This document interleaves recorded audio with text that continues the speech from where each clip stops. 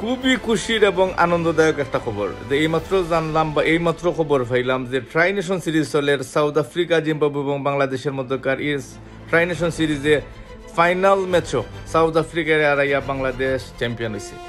তো সামনে বিশ্বকাপ অনূর্ধ্ব-19 দলের এবং বিশ্বকাপের আগের প্রস্তুতি হিসেবে সাউথ আফ্রিকা, জিম্বাবু আর বাংলাদেশে মিল্লা জিম্বাবুয়ের মাটির একটা ট্রাই নেশন সিরিজের আয়োজন করা হয়েছিল এবং এই ট্রাই নেশন সিরিজও বাংলাদেশ খুব ক্লিয়ারলি খুব মানে প্রাধান্য দেখা যায়, যেটা হওয়া যায় বাংলাদেশ দিচ্ছে। এই টুর্নামেন্টও বা এই ট্রাই নেশন সিরিজও বাংলাদেশ 4বার মুখোমুখি হয়েছে সাউথ আফ্রিকার সাথে, 3বারই জিতছে। ফাইনালও বাংলাদেশ প্রথমে ব্যাট করে 250 রানের উপরে করছে এবং খুব সহজ একটা জয় এনে দিচ্ছে।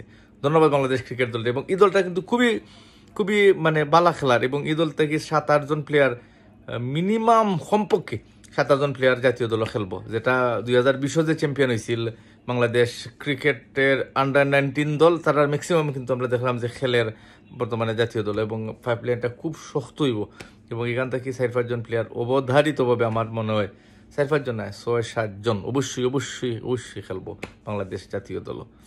ধন্যবাদ, অভিনন্দন বাংলাদেশ আন্ডার-19 দলে। আল্লাহ হাফিজ।